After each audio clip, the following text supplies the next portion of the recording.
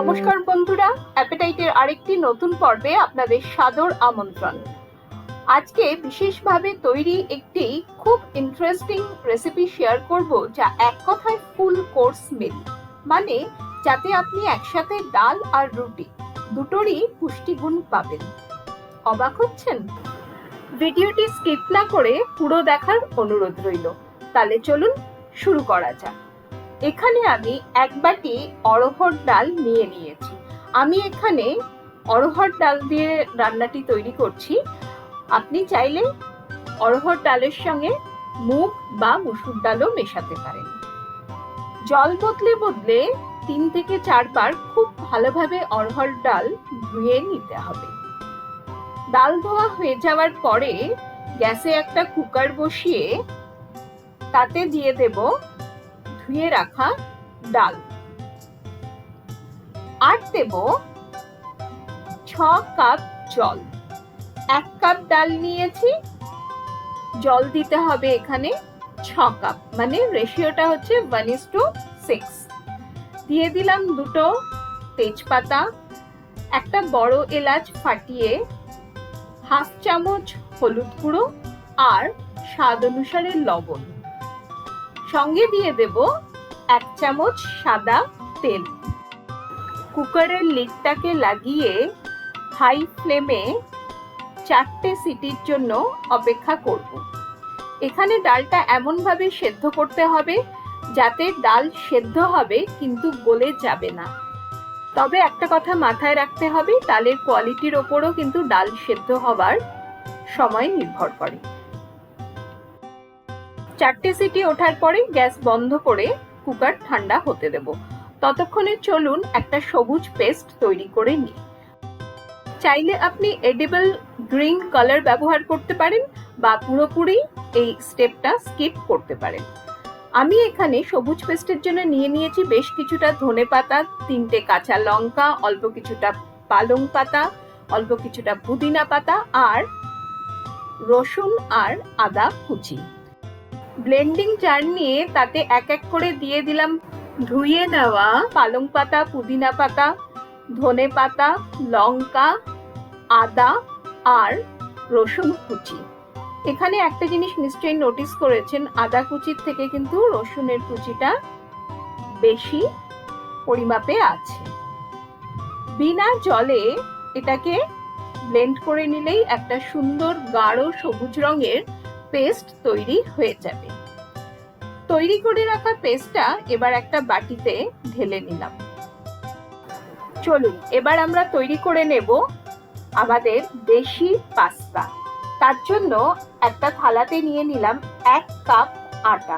আটাটাকে একটু মশলাদার বানাবার জন্য তাতে দিয়ে দেব খুব সামান্য লবণ, 1/4 চামচ লাল লঙ্কা গুঁড়ো, 1/4 চামচ গরম মশলা গুঁড়ো আর 1/4 চামচ রোস্টেড জিরা গুঁড়ো।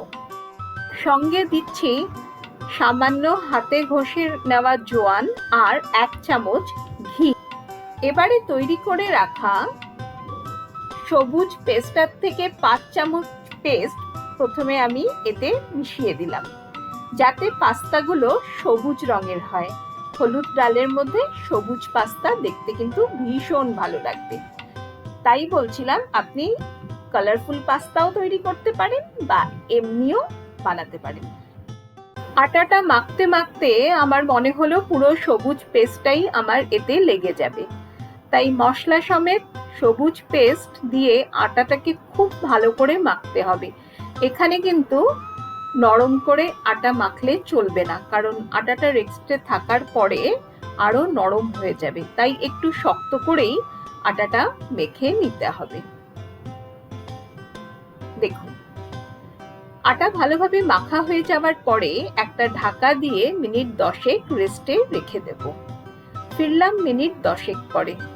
সুন্দরভাবে আটাটা সেট হয়ে গেছে। এবারে ডোটার থেকে 2টো সমান ভাগের লেচি কেটে নেব। লেচিগুলোকে খুব বড় বড় রুটির মতো বেলে নিতে হবে। দেখুন দেখাচ্ছি যেভাবে, এভাবে বেলে নেবেন।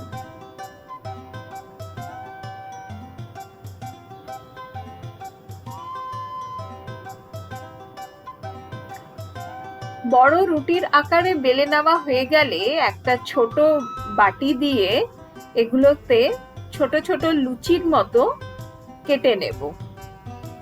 এই যে ছোট ছোট লুচিগুলো আমি কেটে নিচ্ছি, এগুলোই কিন্তু আমি পাস্তা তৈরিতে ব্যবহার করব।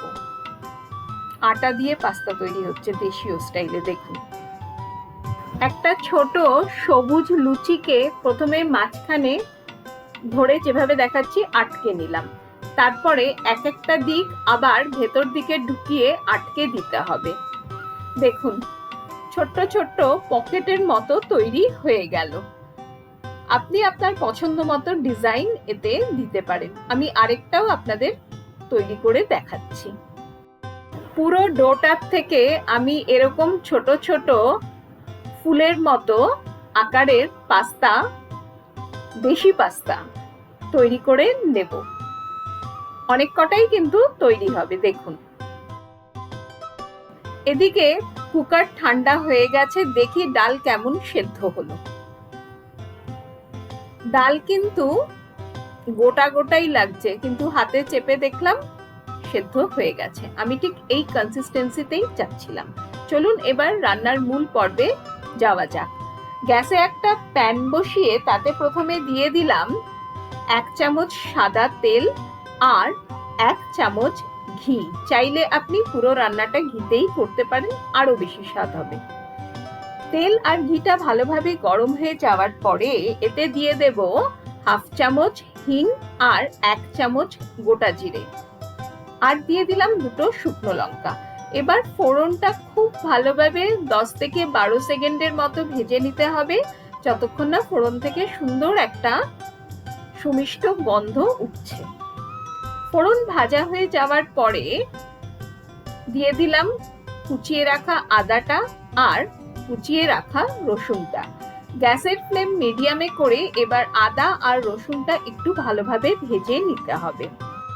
যারা বিভিন্ন রাজ্য বা প্রদেশের খাবার খেতে অভ্যস্ত তারা কিন্তু এতক্ষণে আমার ভিডিও দেখে বুঝে গেছেন আজকে আমি কোন রাজ্যের কোন বিখ্যাত রেসিপি শেয়ার করছি।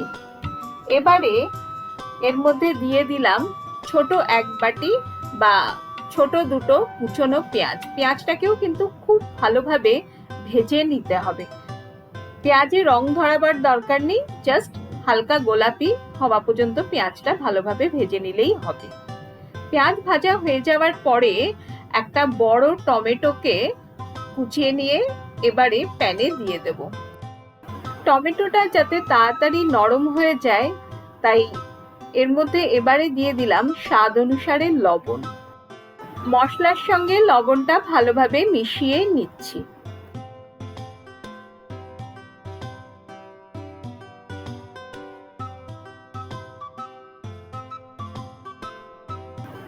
সেদ্ধ করে রাখা ডালটা এবারে প্যানে দিয়ে দেব। এই সময় কিন্তু গ্যাসের ফ্লেম মিডিয়ামে করে নিতে হবে। আপনি দেখে বুঝতে পারছেন ডালটা সেদ্ধ হয়েছে কিন্তু গলে যায়নি। এই জন্যই বলেছিলাম যে প্রথমেই ডাল গলিয়ে দেবেন না। তার কারণ এবারে আমরা এই ভেজে রাখা মশলার সঙ্গে ডালটাকে বেশ মিনিট 2 ফুটিয়ে নেব। তৈরি করে রাখা দেশীয় পাস্তাগুলো এবারে ডালে দিয়ে দিলাম। ডালের সঙ্গে কিন্তু এই পাস্তাগুলো সেদ্ধ হবে। এই ডালটি খেতে যেমন সুস্বাদু, নামটিও ভারী সুন্দর।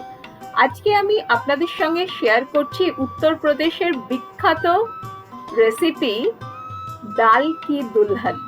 এটাকে ডাল কি পিঠি বা ডাল ঢোকলিও বলা হয়ে থাকে। এবারে গ্যাসের ফ্লেম হাই করে মিনিট 3 ঢাকা দিয়ে ফুটিয়ে নিতে হবে, কারণ এই পিঠি বা পাস্তাগুলো কিন্তু আমাদের সেদ্ধ হতে হবে। ধীরে ধীরে দেখবেন যে পাস্তাগুলো হালকা কালার চেঞ্জ হচ্ছে আর সেদ্ধ হতে থাকছে। এই যে ছোট ছোট পকেটের মধ্যে দেখুন ডাল পুরো ভর্তি হয়ে যাচ্ছে। আটার পাস্তাই বলুন, পিঠি বলুন বা ঢোকলি বলুন, যাই বলুন, সেটা সেদ্ধ হতে এখনো অল্প কিছুটা সময় বাকি আছে। আবারও ঢাকা দিয়ে মিনিট 3 ফুটিয়ে নিলাম। এখন দেখুন ডাল অনেকটাই ঘন হয়ে এসেছে। আচ্ছা, এটা যত ঠান্ডা হতে থাকবে না ততই এই ডালটা আপনি আপ ঘন হয়ে যাবে। আমাদের ডাল কি দুলহান তৈরি।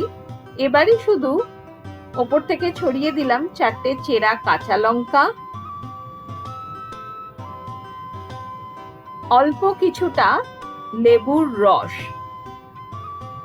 আর দিয়ে দেব কুচিয়ে নেওয়া ফ্রেশ ধনেপাতা। আর সবশেষ 1 চামচ ঘি। তাহলেই কিন্তু অপূর্ব স্বাদের দেশি ডাল পাস্তা আমাদের তৈরি।